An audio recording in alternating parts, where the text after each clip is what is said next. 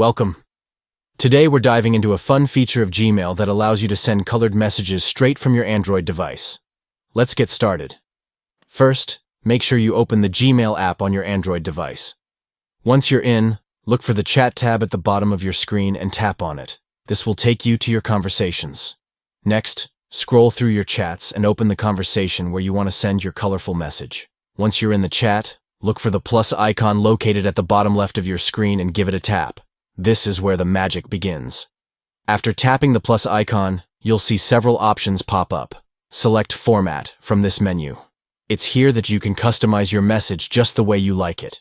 Now here comes the exciting part. Tap the color icon, which you'll find in the formatting options. You'll be presented with a palette of colors. Choose the color that you want your message to be. This adds a vibrant touch that makes your conversation stand out. Finally, type your message as you normally would.